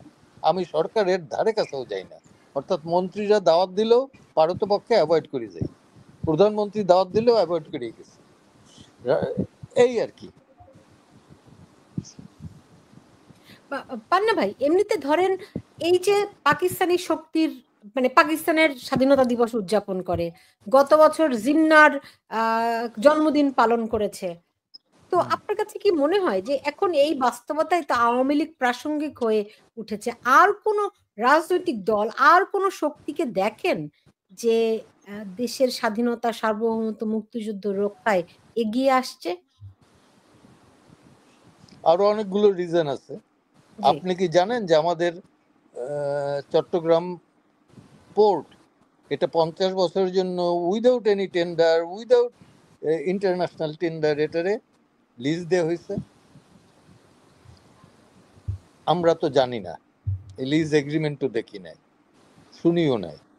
পরবর্তীতে শুনি যে এইটা দেয় নাকি লাভ হইতে আছে কি কি, এটা গভর্নমেন্টের ভাষ্য আর কি। আমরা শুনছি যে যেখানে গ্যাঞ্জাম থাকে সেইখানে গিয়া যুদ্ধর বা থাকে, যেমন গাজা, সেইখানে ইউএনের অফিস থাকে। উকিয়া ইউএনের অফিসটা করার কি দরকার? এবং এর আগে একজন নিরাপত্তাই বললেন যে কি হিউম্যান করিডোর দেওয়া হবে। তারাই তো বলছেন, অপোজিশনের কেউ বলে না। এই হিউম্যান করিডোর, ওই তারপরে ইন্টারন্যাশনালি ওই এগুলোর অর্থটা কি? এটা কে বিয়ার করবে? ধরলাম তর্কের খাতিরে আমি বলি বিএনপি আসলো, বিএনপি কি 50 বছরের এই এগ্রিমেন্টটা করবে? 3 বছরের জন্য ইউএন এসে দিছে। ইতিহাস বলে যে ইউএন যেখানে ছিল সেখানে যুদ্ধ বিধ্বস্ত অবস্থা হয়েছে। এখানে কার সাথে আমার এই মায়ানমারের সাথে একটা করবে? এখন সেন্ট মার্টিনের কথা শোনা যায়, এখন দিছে কি দেয় না এটা বলতে পারবো। শোনা যায় যে ওখানে বাঙালি কাউকে যেতে দেওয়া হয় না, এটা প্রবাল দ্বীপ রক্ষার জন্য, যেটা রেজওয়ানা বলছে আর কি, যে প্রবাল দ্বীপ রক্ষার জন্য এটা দরকার। কিন্তু মানুষের ভেতর একটা রিউমার হোক, বদ্ধমূল ধারণা হোক, এটাও বোধহয় লিজ দেওয়া হয়েছে। এসব যদি হয় তো সামনের ভবিষ্যৎ কি? কে দেশপ্রেমিক থাকবে আর কে মির্জাফর থাকবে, এটা প্রমাণিত হবে। প্রমাণিত না, এটা তো অলরেডি প্রমাণিত সত্য। আমি আমি আমি ছুটি চাই। জি জি পান্না ভাই, আমি আপনাকে আমি ছেড়ে দিব। তার আগে আমি একটু জয়েন করাচ্ছি মডেল মারিয়া ডি ইপ্তা। তো তাকে আমি জয়েন করালাম এই কারণে, আপনি জানলে খুশি হবেন, শুধুমাত্র বঙ্গবন্ধুকে যে আপনারা একারাই ভালোবাসেন তা কিন্তু নয়। এই ধরেন আমি নিজে বঙ্গবন্ধুকে কোনোদিন দেখিনি, আমি শিওর মারিয়াও কোনোদিনও বঙ্গবন্ধুকে দেখেনি, কিন্তু বঙ্গবন্ধুর জন্য যে কত ভালোবাসা, এই মারিয়া কি স্পটটা একজন মডেল তিনি। আপনার নিশ্চয়ই শুনলে খুব ভালো লাগবে। মারিয়া, আপনাকে স্বাগত জানাচ্ছি। থ্যাংক ইউ আপু, I am sorry I am late, আপনাদেরকে আগে জয়েন করতে পারিনি আমি। বাবা বাঙালি? জি জি মারিয়া, জি জি, আসসালামু আলাইকুম, কেমন আছেন? ওয়ালাইকুম আসসালাম। হ্যাঁ ভালো আছি, খুব ভালো লাগলো, খুবই ভালো লাগলো আপনাকে পেয়ে, আপনার সাথে লাইভে জয়েন হতে পেরে নিজেকে আসলে অনেক ধন্য মনে করছি ভাইয়া। ভাইয়া বলবো না, আঙ্কেল বলবো, আসলে বুঝতে পারছি না। ঠিক আছে, ইটস ওকে ইটস ওকে। আমি নিজের ইয়াং মনে করতেছি এখন। আপনি অবশ্যই ইয়াং, আপনার যে এনার্জি এটা তো অনেক ইয়াং এর নাই, অনেক ইয়াং এর নাই পান্না ভাই। আপনি, আমার মনে হয় এই প্রজন্মকে, এখন মানুষ অন্ধকারে যখন হাতড়াচ্ছে, আপনি খোকা ভাই আপনারা তখন মানুষকে আলো দেখাচ্ছেন। খোকার মনে মনে জেলাস ফিল করতেছে, খোকা ঠিক না? না না, আই নেভার।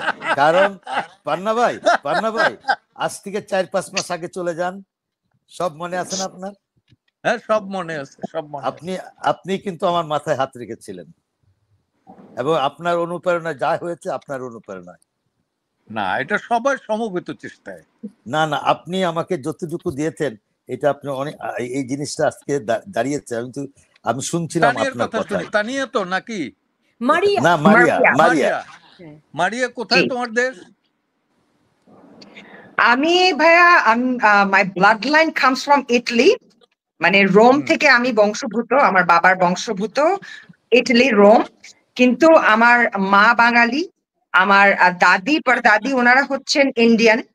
তো আমার বাবার জন্ম ইন্ডিয়ায়, আমার জন্ম ইন্ডিয়ায়, কিন্তু আমি বাঙালি। আমার মা বাঙালি, আমি বাঙালি মায়ের পেটে জন্মেছি, এবং আমার শরীরে সেই বাঙালি রক্ত আছে। আমি বাঙালি বাংলাদেশি পাসপোর্ট ধারণ করি, এবং আমি বঙ্গবন্ধুকে ভালোবাসি। আমি ৭১ কে ধারণ করি আমার অন্তরে। সো আমি বাঙালি। তোমার মা কোথায়? বাংলাদেশের কোথায়? বরিশাল। আমি কিন্তু বরিশাল, পান্না ভাইও বরিশাল। পান্না ভাই, এবং আমার মার ফ্যামিলির মুক্তি বাহিনীর মানে তাদের সাহায্য করতেন, এবং মুক্তিযুদ্ধের সাথে তাদের ওতপ্রোতভাবে একটা সম্পর্ক রয়েছে। তো আমি গর্বিত বোধ করি যে আমি আমার একটা মাকে পেয়েছি, বাঙালি মা। শুধু তাই না, যেই মায়ের পরিবার মুক্তিযুদ্ধের সাথে জড়িত ছিল। তো আমার কাছে এটা খুব গর্বের একটা বিষয় মনে হয়। মুক্তিযুদ্ধ, ৭১, এই পুরো বিষয়টাই আমার কাছে খুব গর্বের একটা বিষয়, এবং সেই পরিবারের একটা অংশ হতে পেরেছি আমি। এটা আমার কাছে মনে হয় this is a blessing from the Lord. আসলে মানে পিতা, স্বর্গীয় পিতা, উনি চেয়েছিলেন যে আমি এরকম একটা গ্রেট পরিচয় নিয়ে জন্মাই। ধন্যবাদ। তুমি একটু যোগাযোগ রেখো মারিয়া। অবশ্যই অবশ্যই। আপনার আরো ভালো লাগবে। আপনারা যেমন বঙ্গবন্ধুকে ভালোবাসেন, মারিয়া বঙ্গবন্ধুকে এত ভালোবাসে, আমি তাকে, আমার ইচ্ছা ছিল কালকে 15ই আগস্ট, আমাদের 15ই আগস্ট আগামীকাল, সো মারিয়া আমার সঙ্গে কালকে জয়েন করুক। ও বলো কি আপা আমার 15ই আগস্ট এত কষ্ট হয় আমি কথা বলতে পারবো না, তাই না মারিয়া? আসলে আসলে আপু সত্য কথা। এবং কালকে আমার যে প্রোগ্রাম গুলো আমার আছে, মানে আমি এটা অ্যারেঞ্জমেন্ট কিছুটা করার চেষ্টা করেছিলাম কালকে শোক দিবস যাতে পালন করতে পারি। আনফরচুনেটলি আমার অনেক বাধার সম্মুখীন হতে হয়েছে, আমি অনেক বাধা পেয়েছি। যেই প্ল্যানটা করেছিলাম সেই প্ল্যানটা না করতে পারলেও আমি আমার নিজের মতো করেই সেটা পালন করব। কিন্তু আমি জানি যে আমি ডেভাস্টেটেড থাকবো। আমি অলরেডি অনেক আহত হয়ে আছি আজকে থেকেই। আমি সারাদিন ধরে আমার নোনা জল আমার চোখে সারাক্ষণ রয়ে গেছে। আমি সারাক্ষণই বঙ্গবন্ধুকে নিয়ে স্মৃতিচারণ করছি। এবং কালকের দিনটা আমাকে যে কিছু মানুষ একসাথে গ্যাদার করে ফেস করতে হবে, এই জায়গাটা আমি নিজের ইমোশনটাকে কিভাবে কন্ট্রোল করব, নিজে কিভাবে সোজা হয়ে দাঁড়িয়ে থাকবো আমি জানি না। কারণ আমি অনেক বেশি ইমোশনাল একটা মানুষ ব্যক্তিগতভাবে, আর আই এম অ্যান এমপ্যাথ। তো আমার মধ্যে না আসলে কি বঙ্গবন্ধুকে এত ভালোবাসেন কেন, কি করে বুঝলেন যে বঙ্গবন্ধুকে ভালোবাসি কেন আপু, এটার উত্তর আমি আসলে ঠিক মতো নিজেও দিতে পারবো না। জন্ম হবার পর থেকে মায়ের মুখে বাবার মুখে বঙ্গবন্ধুর গল্প শুনেই আমি বড় হয়েছি। আমার জ্ঞান আসার আগেই আমি এই গল্পগুলো শুনেছি, এবং জ্ঞান আসার পর থেকে আমি যার নামটা শুনে সবচেয়ে বেশি বড় হয়েছি সেটা হলো জিসাস ক্রাইস্ট আমাদের, এবং তার পরের নামটা ছিল বঙ্গবন্ধু।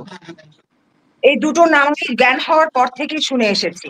এবং বঙ্গবন্ধুর যে গল্পগুলো আমি শুনেছি, তার ত্যাগ, তার অবদানের কথা, যে তার যে এত স্যাক্রিফাইস ফর আওয়ার কান্ট্রি, 17টা বছর একটা ব্যক্তি তার দেশের জন্য, দেশকে স্বাধীন করার জন্য জেল খেটেছেন। তার পুরো যৌবন চলে গেছে, ইউথ উনি পার করে দিয়েছেন। উনি ওনার ফ্যামিলির সময় দিতে পারেনি, উনি ওনার ফ্যামিলির শখ আহ্লাদ গুলো পূরণ করতে পারেনি, তার সন্তানেরা তাকে পাননি ঠিক মতো। এত ত্যাগ, এত কিছু একটা ব্যক্তির কি করে সম্ভব? আমি আসলে ওনার এই ত্যাগ স্বীকার করার যে ক্ষমতাটা, সেটা দেখে অভিভূত হয়ে গিয়েছিলাম। আমি এই যে একটা মানুষের মধ্যে এতটা শক্তি কি করে থাকে, ওনার যে স্পিচ গুলো, ওনার যে প্রত্যেকটা প্রেস কনফারেন্সে যে বক্তব্যগুলো উনি দিয়েছিলেন না, আমার রক্ত এখনো গরম করে ওঠে, আমার রক্ত এখনো গরম করে। I get goosebumps all over my body যখন আমি এগুলো শুনি। আমি বুঝতে পারি না যে একটা মানুষের ভিতরে এত শক্তি কি করে আসে। উনি কিন্তু একটা ছোট্ট একটা রাষ্ট্রের নেতা, ছোট্ট বাংলাদেশের ম্যাপ, মানে বাংলাদেশের ম্যাপ বলবো না, আমি ওয়ার্ল্ড ম্যাপের মধ্যে যদি বাংলাদেশকে খুঁজতে যাই তাহলে একটা সরিষা দানার মতো ছোট্ট একটা ডট, সেই রকম একটা রাষ্ট্র, তার নেতা উনি। কিন্তু তার কথা শুনলে মনে হয় যে উনি আমেরিকার নেতা, উনি যেন অ্যাব্রাহাম লিঙ্কন। তার ভয়েস এরকম, এবং তার প্রত্যেকটা word, choice of word and choice of sentence making, it's outstanding. একজন ব্যক্তি এত অ্যাকিউরেট কি করে হতে পারে, আমি প্রথমত তার এই জায়গাটায় অভিভূত হয়ে গিয়েছি, প্রেমে পড়েছিলাম যে একটা ব্যক্তি এত অ্যাকিউরেট কি করে হতে পারে সব দিক থেকে। তারপরে তার এই ত্যাগ, একজন ব্যক্তি এত ত্যাগ স্বীকার অন্যের জন্য কি করে করতে পারে, অন্য মানুষের জন্য। এই দেশ, এই দেশের জনগণ, দেশটা তো আসলে দেশের মাটি, এই যে আকাশ পাতাল মিলিয়ে তো দেশ না, দেশের জনগণ মিলিয়ে দেশ। উনি দেশ নিয়ে চিন্তা করার অর্থটা আসলে দেশের জনগণ নিয়ে চিন্তা করেছেন। উনি দেশের জন্য ত্যাগ করার অর্থটা আসলে দেশের জনগণের জন্য ত্যাগ করেছেন। তো এই ত্যাগ একটা মানুষ কি করে করতে পারে? আমাকে বললে তো এত টর্চার আমাকে করলে দুদিনের মাথায় আমি বলবো যে মাফ চাই, আমি আর টর্চার সহ্য করতে পারছি না, আমি চলে যাই। কিন্তু একটা ব্যক্তি এত শক্তি কি করে পান? আমি অভিভূত হয়ে যাই। আমি ওই অভিভূত হওয়া থেকে ওনার প্রতি আস্তে আস্তে ভালো লাগা, ভালোবাসা তৈরি হওয়া, এবং এই বাংলাদেশে ফিরে আসা। আমি জন্মেছি বিদেশে, বড় হয়েছি বিদেশে, আমাকে গ্লোবাল চাইল্ড বলে কারণ আমি বিশ্বের বিভিন্ন দেশে বড় হয়েছি। ফাইনালি আমি অস্ট্রেলিয়া থেকে গ্রাজুয়েশন কমপ্লিট করে এসেছি। তো এত বছর ধরে আমি বিদেশে থেকেছি, কিন্তু সবসময় একটা তাড়না ছিল আমি বাংলাদেশে ফিরে আসবো। কেন এই তাড়নাটা ছিল? আমাকে সবাই বলতো আমি পাগল, আমি পাগল, কারণ আমি কি বঙ্গবন্ধুকে ভালোবাসি। আমি তো বঙ্গবন্ধুর কাছ থেকে শিখেছি বাংলাদেশকে কি করে ভালোবাসতে হয়, তো আমি পাগল হবই, সিম্পল। বঙ্গবন্ধুর কাছ থেকে যে শেখে ভালোবাসতে বাংলাদেশকে, সে তো পাগল হবে, কারণ বঙ্গবন্ধু নিজেই একজন পাগল ছিল। তা না বলে এরকম কাজ তো কেউ করতে পারে না, তাই না? একটা মানে স্বাভাবিক সাধারণ মানুষ কি এই ধরনের কাজ করার ক্ষমতা রাখে না।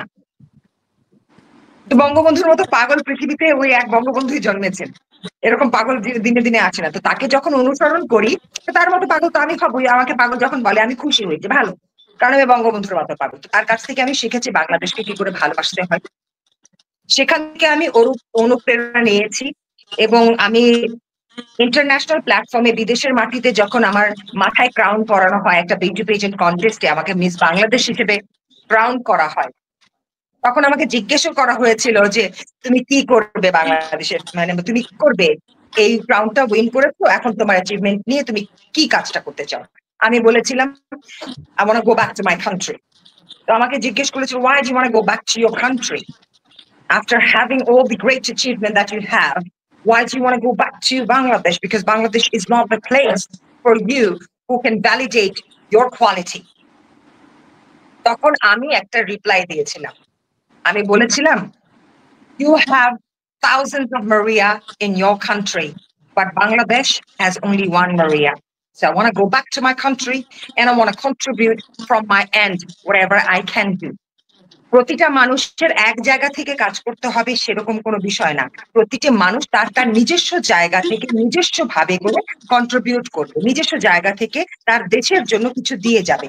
সে হতে পারে সামাজিক ভাবে দিতে পারে, সে হতে পারে পরিবেশগত দিক থেকে দিতে পারে, সে হতে পারে প্রাণী কল্যাণের দিক থেকে দিতে পারে, সে হতে পারে সামাজিক ব্যবহার কিংবা শিক্ষা দীক্ষা, হতে পারে এগুলো। আবার এটাও হতে পারে যে কেউ ফ্যাশন ওয়ার্ল্ড থেকে নিজে কন্ট্রিবিউশন দিচ্ছে, যে কন্ট্রিবিউশনের কারণে বাংলাদেশ উঠে যাচ্ছে। আমরা এখানে পেয়েছি, তাই না? অবশ্যই আপনার। মারিয়া, তুমি থাকো কোথায়? আমি ঢাকায় আছি ভাইয়া। তাই তুমি বাংলাদেশেই আছি। অবশ্যই অবশ্যই পরস্পর যোগাযোগ থাকা দরকার। অবশ্যই ভাইয়া, আমি আই উড বি অনার্ড। যোগাযোগ থাকতে পারাটা এটা আমার জন্য অনেক সম্মানের বিষয়। কালকে পান্না ভাইরা যাবেন, পান্না ভাই যাবেন মোনাজাত করতে আপনার বনানী কবরস্থানে, আপনি যাবেন না? আচ্ছা আচ্ছা, হ্যাঁ যাব। কখন? বাদ জুম্মা, কালকে তো জুম্মাবার। আচ্ছা ঠিক আছে, জুম্মার পরে। ঠিক আছে ভাই, আমি জয়েন করবো। জি, আপনারা এখন আমাকে একটু বলুন তো, পান্না ভাই এবং খোকা ভাই কেমন লাগছে মারিয়ার কথা শুনে আপনাদের? সে তো বঙ্গবন্ধুকে দেখেনি, আপনারা না হয় দেখেছেন, যুদ্ধ করেছেন। হ্যাঁ, এই মানুষদেরকে, এই মারিয়ার মতো মানুষদেরকে কি দিয়ে বন্ধ করবে এরা? এরা কি পেরেছে? পান্না ভাই কেমন লাগলো মারিয়ার কথা শুনে? আমি বলবো, জি। খোকা তো চুপ করিয়া আছে। আমি তো শ্রোতা। না, খোকাবার কাছে যাচ্ছি, আপনাকে একটু তাড়াতাড়ি করে ছেড়ে দিতে যাচ্ছিলাম। মারিয়া, চাই না, আমি অভিভূত, বিশ্বাস করো। নিউ জেনারেশনের প্রতি আমার একটা রাগ, ক্ষোভ, ইভেন আমার সন্তানদের প্রতি। আমার মনে হয় ওরা আমাকে বুঝতে পারে না, বলছে তুমি, তোমার জন্য আমাদের বিপদে ফেলতেছে। ইটস ট্রু, তারা দে আর আন্ডার থ্রেট, আজে বাজে থ্রেট। রাস্তায় বের হইতে পারে না আমার সাথে, তুমি তো আইডেন্টিফাই, তোমার দেখলে পরে লোক চিনতে পারে। আবার বড়টাকে চেনে, আমার সাথে ঘুরতে ফিরছে, তোমার জন্য আমি কোর্টেও যেতে পারি না।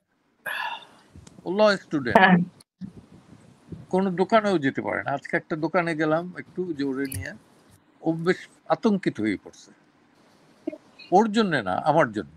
আর ও আতঙ্কিত কারণে স্ল্যাং ল্যাঙ্গুয়েজ ইউজ করে, আজে বাজে কথা বলে। তো সেইখানে আমি নিজেও, আমি হতাশ না, আমি বলছি okay, let me go to stay in a old home. আমি ওল্ড হোমে যেতে রাজি। আসলে এটা রাগ হয়ে না, যে ফর দেয়ার সেফটি। আমি আরেকটা জায়গায় চলে গেলে পরে তোমাদের টাকা পয়সা সব আমি বিয়ার করবো, কিন্তু আমি একা থাকতে দাও। আমি এই ডিউটি থেকে নিজেরা আমি করতে পারবো না। বুঝতে কি কষ্টটা কোথায়? একটা হলো যে বঙ্গবন্ধু আমি তো ওয়েস্ট পাকিস্তান স্টুডেন্ট লীগের ফাউন্ডার সেক্রেটারি, আবার ইস্ট পাকিস্তান স্টুডেন্ট লীগেরও আমি 69 থেকে সেন্ট্রাল কমিটির মেম্বার। 62 থেকে আমি মোটামুটি ছাত্র রাজনীতির সাথে জড়িত। তো পাকিস্তান আমলে জেল খাটছি, আফটার 75 কনস্ট্যান্ট 27 মাস জেল খাটছি, আফসোস হয় না কোনোদিন। বিশ্বাস করো কোনোদিন আফসোস হয় না যে জেল খাটলাম কেন। বেনিফিট আমি এক পাইও নেই। 9 মাস যুদ্ধ করছি, যুদ্ধের মধ্যে হাঁটুতে গুলি লাগছে, সেই গুলির দাগ আস্তে আস্তে হয়েছে, ঘুচে গেছে। একটা বেনিফিট নেব, এই যে আমি কিন্তু সার্টিফিকেট প্রথার বিরুদ্ধে, খোকা এরা জানে আমি সার্টিফিকেট নেই নাই কেন, যে এই দেশে থাকছে যারা 6.5 কোটি মানুষ ছিল, 7.5 কোটি, 1 কোটি গেছে ইন্ডিয়ায়, তার মধ্যে লাখখানেক হবে মুক্তিযোদ্ধা, বাদ বাকি সব রিফিল। তো ট্রেনিং নিয়ে আসবে যে সেই সুযোগও পায় না। তাইলে দেশে যারা ছিল প্রত্যেকটা মোমেন্ট কিন্তু জীবন বাজি রেখেছিল, এবং এরা তো সব ভোট দিছে বঙ্গবন্ধুকে। তারা হিন্দুদের আশ্রয় দিছে, নদীতে মাঝিরা আমাদের পার করছে, রান্না করে খাওয়াইছে দিনের পর দিন। এরাও তো সবাই মুক্তিযোদ্ধা। আমার দাবি ছিল একটা, তালিকা হবে 2টা, তালিকা হবে 2টা, একটা শহীদদের কি প্রবলেম। হ্যাঁ পান্না ভাই, একটা জায়গায় আমি আপনাকে একটু থামাচ্ছি। আপনি ঠিকই বলেছেন যে এরা মুক্তিযোদ্ধা, পাশাপাশি আমি কিন্তু ওইটা ভুলি না, এদেশে এই বাঙালিরাই 12 লাখ রাজাকার হয়েছিল। না, ওইটাই আমি বলতেছিলাম যে কেবলমাত্র 2টা তালিকা দরকার, একটা হলো রাজাকারদের, রাজাকার আলবদর আল শামস, আর একটা হলো শহীদদের। মুক্তিযোদ্ধাদের তালিকা দরকার নাই। এবং অনেক মুক্তিযোদ্ধা কিন্তু দেশে ফিরতেও পারে না, তার আগে দেশ স্বাধীন হয়ে গেছে। স্থানীয়ভাবে বহু মুক্তিযুদ্ধ হয়ে গেছে। যেমন আমি বলি, গ্রেটার বরিশালের সাথে বর্ডার নাই, এইখানে তো পুলিশের আর্মস, রাজাকারের আর্মস, এইগুলো নিয়ে যুদ্ধ হয়েছে, চিন্তাই করে যুদ্ধ হয়েছে। আমি এখনো 2টা কমান্ডার নাম বলতে পারি, নুরু কমান্ডার, অদূত কমান্ডার, উজিরপুরের একটা, বাবুগঞ্জের একটা। এরা আমার চোখের সামনেই বলা যায় যে রাজাকারদের হাত থেকে খালি হাতে রাইফেল চিন্তাই করে নিয়ে গেছে।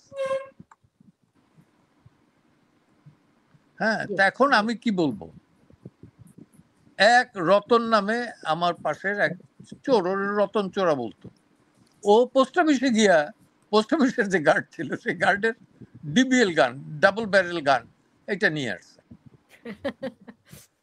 হ্যাঁ, এই যে সে চুরি করছে কিন্তু পেটের দায়, অথচ সে এইখানে অংশগ্রহণ করছে কিন্তু একজন প্যাট্রিয়ট হিসেবে। এটা তো দেখতে হবে। এরা সব এই যে মাঝি যারা পার করছে আমাদের, ওদের জীবনটা ঝুঁকিতে যায় না? কত মাঝি মারা গেছে, কত জেলে মারা গেছে, কিন্তু একটাবারও তো আফসোস করে নাই। আমি নিজে দেখছি যে আমার গ্রামে একটা রাতের বেলা ব্যাক করলাম, আমরা সবাই শুনি যে আমার নামেই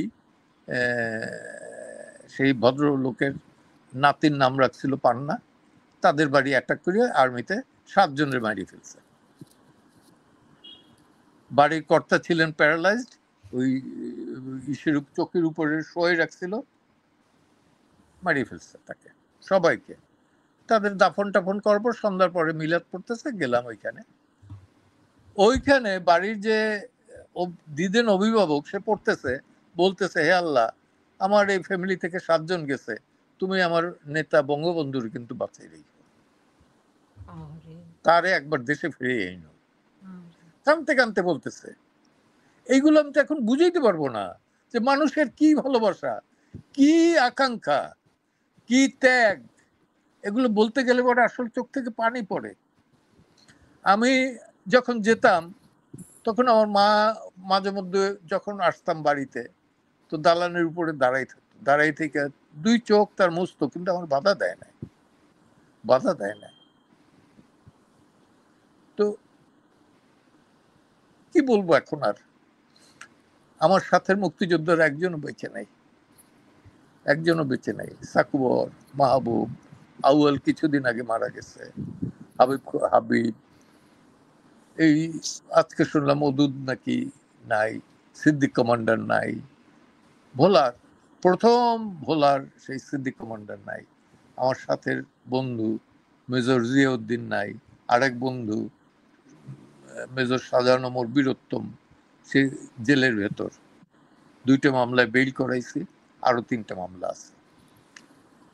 তো এই তো অবস্থা।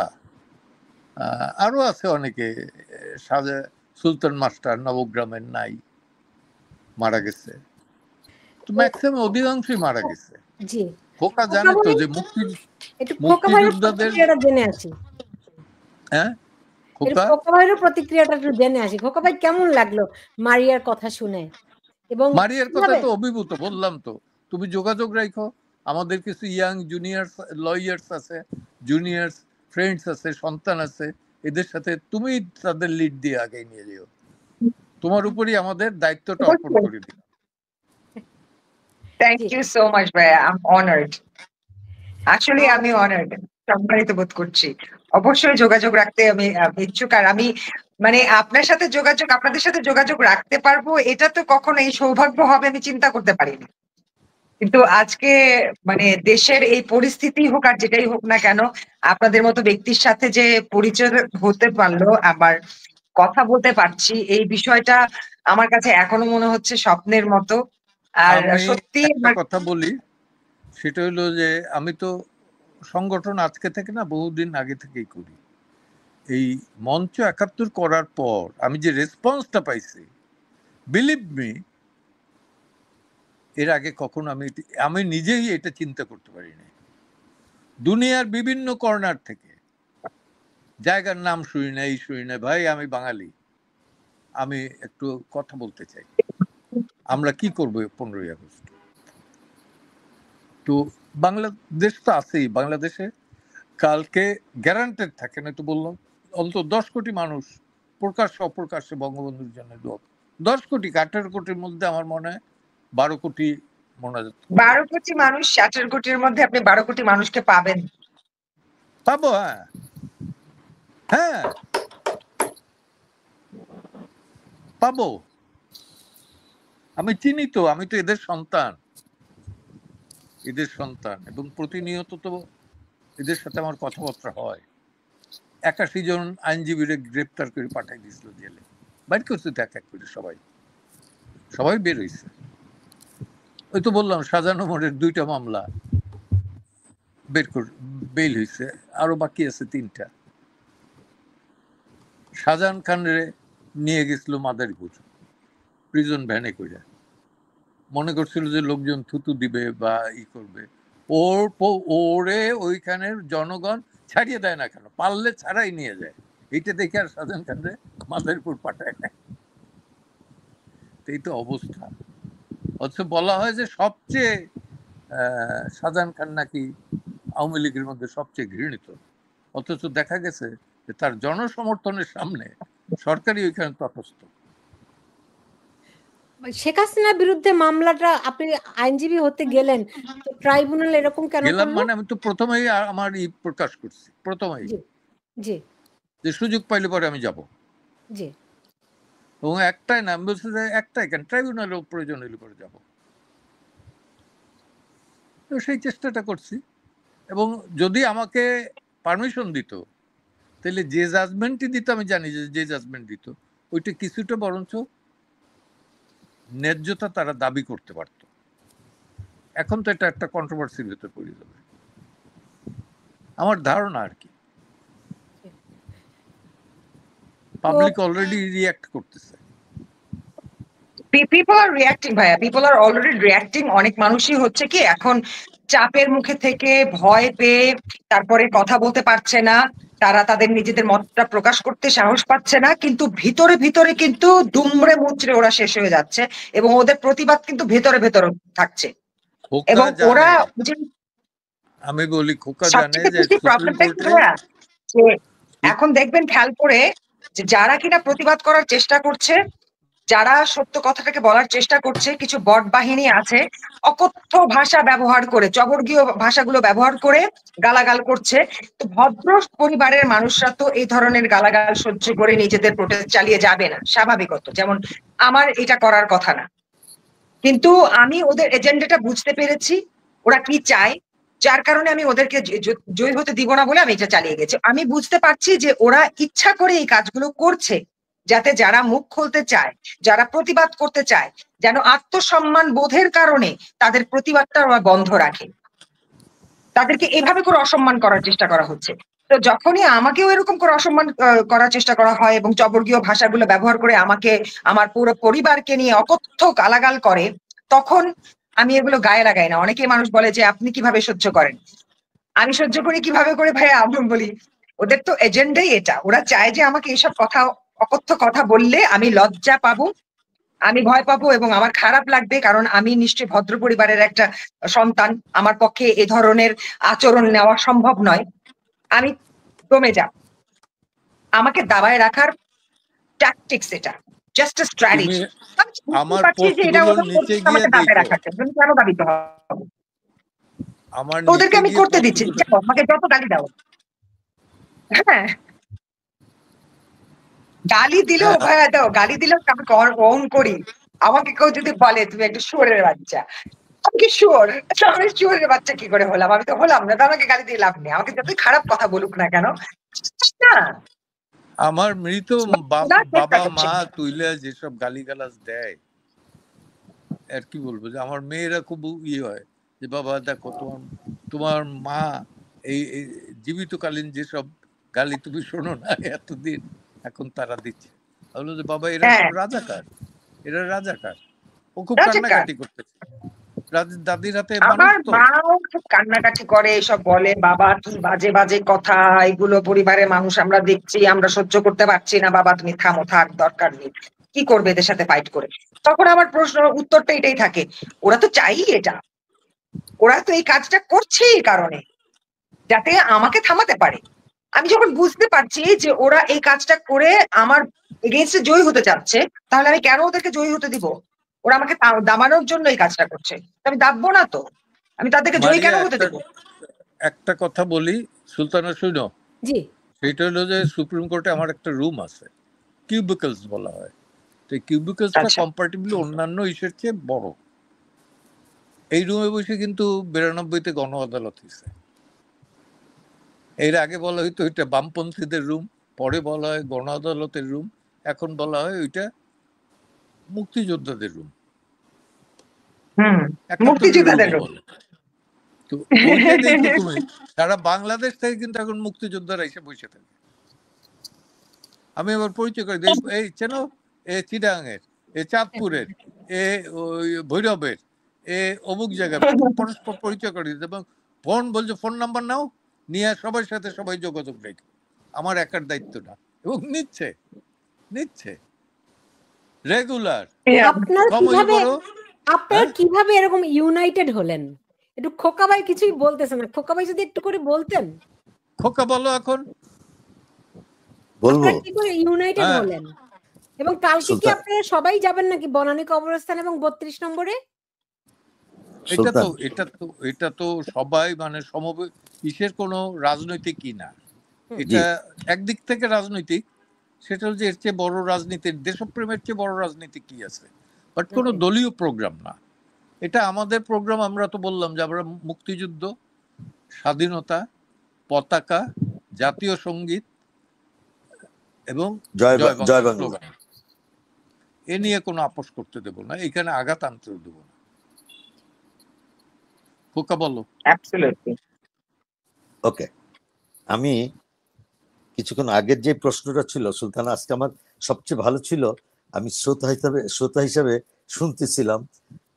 পান্না ভাই আমার বড় ভাই, ওনাকে আমি অনেক রেসপেক্ট করি, ওনার কথাগুলি শুনছিলাম। ওনার কথা তো আরো শুনেছি।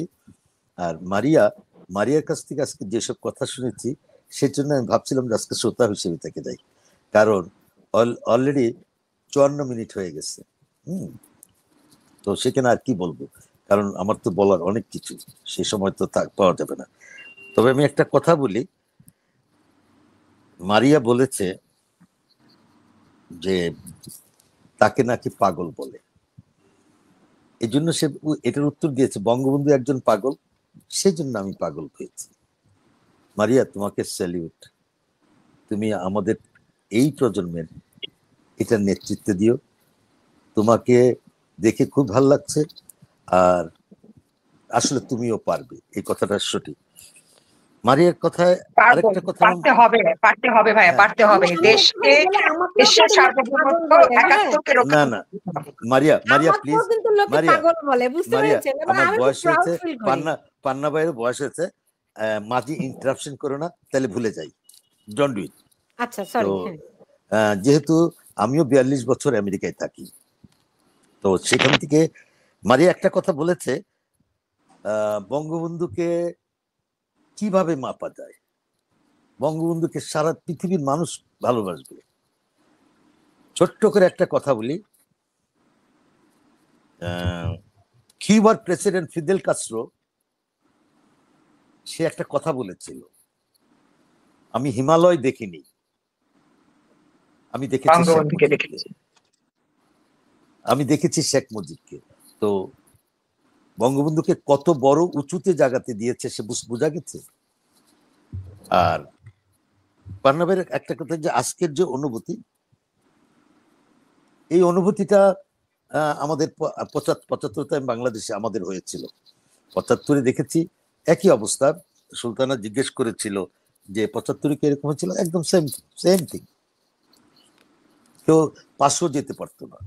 আর প্রথম অবস্থায় আমি একটা বলি, আমি কোনো রাজনৈতিক দলের সঙ্গে সংযুক্ত নই বা সংযুক্ত ছিলামও না। একটা জায়গাতে আমি আপোষ, যেটা পান্না ভাই আমরা একই জায়গাতে আছি, একই ঘুরতে আছি, আমরা একটা মুক্তিযোদ্ধা। আমাদের 71-এর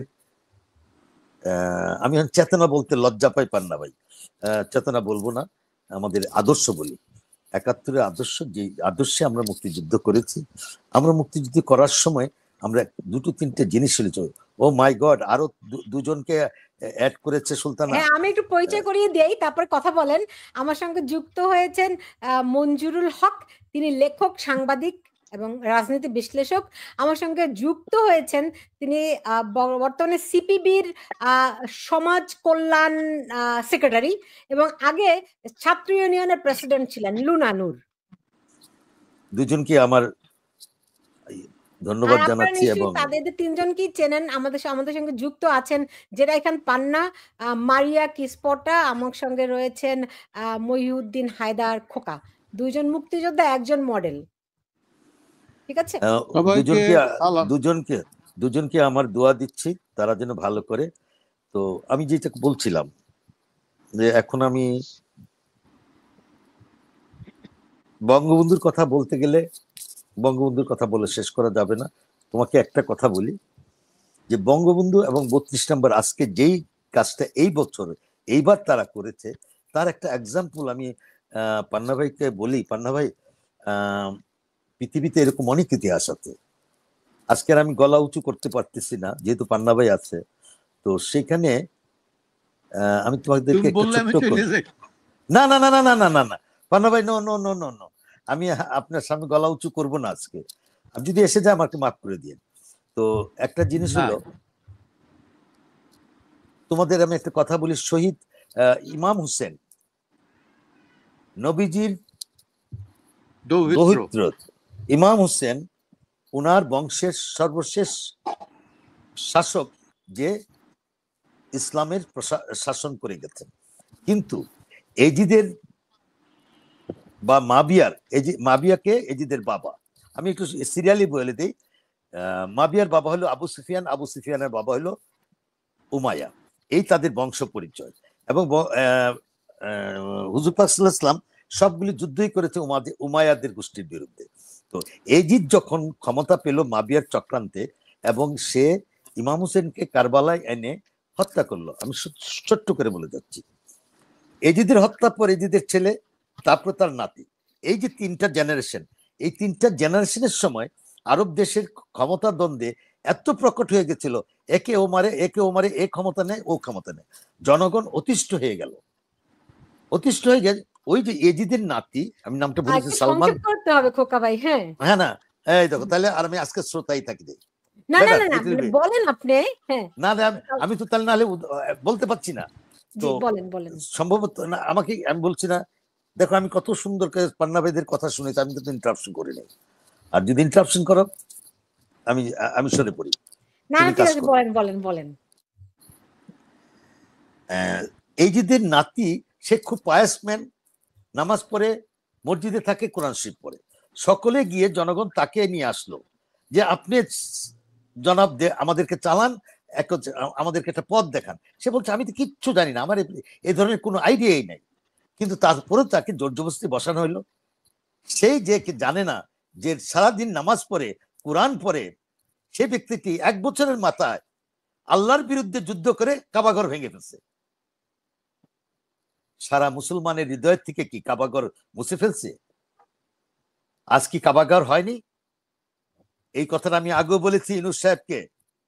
ইউনূস সাহেব, আপনি 32 নম্বর ভেঙেছেন, বঙ্গবন্ধু 32 নম্বর বাঙালির মন থেকে মুছে ফেলতে পারবেন না। এটা সারা জীবন বাঙালির হৃদয়ে থাকবে, 32 নম্বর আবার গড়বে। আর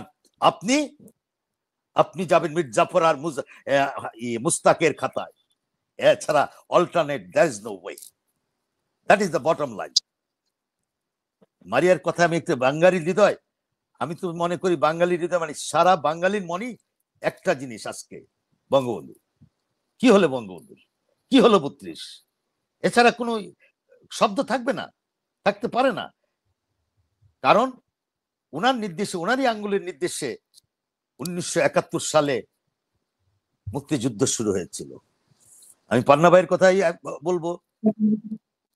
পান্না ভাই চলে গেছেন নিশ্চয়ই, তবু বলছি, আমরা যখন মুক্তিযুদ্ধের ট্রেনিং নিয়েছি, আমাদের শপথ বাক্যটাই ছিল সবাই, general Zia, general Khaled Mosharraf, general Shafiullah, general Manju, major Jalil, each and every one, প্রত্যেকই একটা বাক্য ছিল, আমার নেতা তোমার নেতা শেখ মুজিব, শেখ মুজিব, জয় বাংলা। আজকে আমরা মুক্তিযোদ্ধা, মঞ্চ আরেকটা হবে, মঞ্চ 71, যতগুলো মুক্তিযোদ্ধার, এটি তো রাজনৈতিক সংগঠন না, যেটা যে করুক, সবাই আমরা এক। কিন্তু আমাদের ওই জায়গাটাতেই, আমি পান্না ভাইকে কিছুক্ষণ আগে বলেছি, আমি বোধহয় প্রেস ক্লাবে সর্বপ্রথম আমি উচ্চারণ করে দিয়েছি, বাঙালিকে স্মরণ করিয়ে দিয়েছি বাঙালির জাতীয়তা কি। আমরা যখন পাকিস্তান আমলে স্লোগান দিতাম, আমার তোমার ঠিকানা পদ্মা মেঘনা যমুনা, আমি কে তুমি কে, বাঙালি বাঙালি। আর ওই ঢাকা ইউনিভার্সিটিতে এই প্রজন্মের কতগুলো মানুষকে, ছেলে পেলেকে যখন দেখি, আমি কে তুমি কে, রাজাকার রাজাকার, পাশাপাশি এই কয়েকদিন আগে আমার এই নতুন প্রজন্মের নতুন ছেলেদেরকে আমি একটা জিনিস শুনতে দেখলাম, যে নিজামীর, মতিউর রহমান, গোলাম আজমের ছবি উঠানো হয়েছে। তারা প্রতিবাদ করে, প্রক্টরের সঙ্গে, শিক্ষকের সঙ্গে প্রতিবাদ করে সেগুলো নামিয়ে দিয়েছে। সে যেই দলই করুক, কিন্তু ইয়াং জেনারেশন এরা সুন্দর একটি স্লোগান দিয়েছে, আমাকে সে পাকিস্তান আমলে ফিরে নিয়েছে, তুমিও জানো আমিও জানি, জামাত মানি পাকিস্তানি। আমার আশীর্বাদ, আমার দোয়া তাদের জন্য রইল। তো সেটাই বলছি তোমাকে সুলতানা, আজকে সত্যি এই 15 আগস্টে কি বলবো, আমি শুধু শুনতেছিলাম, আমার শোনার বাক্য সবকিছু ভুলে গেছি। বলার অনেক কিছু ছিল, এই দেশের কোথায় যাচ্ছে, মব কালচার কেন হচ্ছে, কোথায় যাবে, এটা যারা 1975 দেখে নাই তারা বলতে পারবে না। আমি একই কথা বলি, 1975 সালের 3রা নভেম্বরের পরে যা যা ঘটে যাচ্ছিল, সবগুলি ঘটনা এখন ঘটতে থাকবে। এটাই অনুমান করা যাচ্ছে। কারণ অনেক কিছু, যে আজকে যারা সুলতানা বলছিল, যে যদিও আজকে এই টপিকসটা আনা উচিত না, তারপর আমি আনছি, যে তারা কি চাচ্ছে। তারা চাচ্ছে টোটালি দেশটাকে পাকিস্তান আদলে একটি জিনিস তৈরি করতে। আমি ছোট্ট করে একটা কথা বললেন সুলতানা, আই এম শর্ট, তুমি যদি মনে করো, আপনি যদি মনে করেন যে আপনি আমাকে অন্যদিন নেবেন, আমি এই কথাটা বলে শেষ করে দিচ্ছি, যে দুটো জিনিস, আমি আমার ইয়াং জেনারেশন একজন বিশ্লেষক আছেন, একজন সিপিবির ইসে আছেন, আমি তাদেরকে জন্য বলবো, আমার অনেক কিছু বলার ছিল, সে 71 থেকে বা 69 গণ আন্দোলন থেকে আমি ঢাকা ইউনিভার্সিটিতে অনেক কিছু দেখেছি, অনেক কিছু শুনেছি। কিন্তু থাকেন না, দেখি আমার সিপিবি কি বলে, তারা তো সরকারের না প্লিজ আমি সিপিবি কে উদ্দেশ্য করে বলছি, তাদের আজকে কয়েকটা জিনিস জানা দরকার। দেখো, 71 নিয়ে কোনো আপোষ নেই, আমার জয় বাংলা নিয়ে কোনো আপোষ নেই, ওই এক আঙ্গুলের নির্দেশ, বঙ্গবন্ধু নিয়ে কোনো আদর্শ নেই, আমার পতাকা নিয়ে কোনো মানে কোনো বিতর্ক নেই, এবং আমার জাতীয় সঙ্গীত নিয়ে কোনো বিতর্ক নেই। কারণ এগুলো আমি অনেক আগেও বলেছি, এই যে এইগুলি হলো আমাদের আদর্শ, এইগুলো নিয়ে যারা ছিন্নিমিনি খেলবে আমরা প্রতিবাদ করব, এবং এই জন্যই প্রতিবাদ শুরু করেছি। এবং 2রা জুলাই আমি শুধু আমেরিকার থেকে এসে আমি সংগঠিত করে আমার মুক্তিযোদ্ধাদেরকে দিয়ে, আমার শ্রদ্ধেয় বড় ভাই মোস্তফা মহসিন মন্টু মারা গিয়েছিলেন, তার শোক সভা করে ওখান থেকে আমাদের পুনরায় স্লোগান জয় বাংলা জয় বঙ্গবন্ধু শুরু করে দিয়েছি। আমি জানি না, আমি রাজনৈতিক দলের কোনো ইশানা মতাদর্শ না, রাজনীতি করবো না, তবে আমাদের এই আদর্শ থাকতে হবে। এবং একটা জিনিস, দাঁড়াও ভাই, একটা জিনিস বলে যাচ্ছি এদেরকে, আজকে গত বছরে দেখেছি যে এই বাংলাদেশে মোহাম্মদ আলী জিন্নাহর দিবস পালন করেছে। আমি বঙ্গবন্ধু দিবস পালন করতে পারবো না কেন?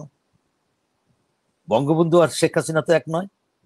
শেখ হাসিনা তার অপরাধের জন্য শাস্তি পাবে, বঙ্গবন্ধুর ওই বছর তো এখানে 14 বছর আর 15 বছরের মধ্যে আসে না, তাকে টেনে আনা হচ্ছে কেন? তাকে টেনে আনা হচ্ছে এতই অর্থ হইলো তারা 71কে মুছে ফেলতে চাচ্ছে। 71কে মুছে ফেলার কারণে তাদের এই সরঞ্জাম এখানে। তাদেরকে এই যেহেতু সিপিপির একজন আছেন, ওনাকে আমি উদ্দেশ্য করে বলছি, আপনারা এই জিনিসটা বলবেন। আমি 2 দিন আগে এনসিপির কিছু নেতার পাটোয়ারি এবং হাসনাত তারা কতগুলি উক্তি করেছে, তারা বলে তারা সরকারি দল নাই, এটা যে তারা সরকারি দল এটা তো স্পষ্ট ক্লিয়ার।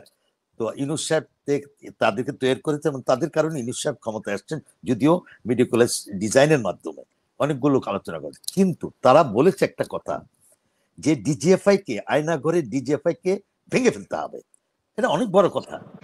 হ্যাঁ, প্লাস তারা আরেকটা কথা বলছে, বিদেশি এম্বাসি গুলো তৎপর হয়ে গেছে, আপনাদেরকে সাবধান করে দিচ্ছি, আপনারা বাংলাদেশে থাকলে বাংলাদেশি হয়ে থাকবেন, বাংলাদেশের ব্যাপারে নাক গলাবেন না।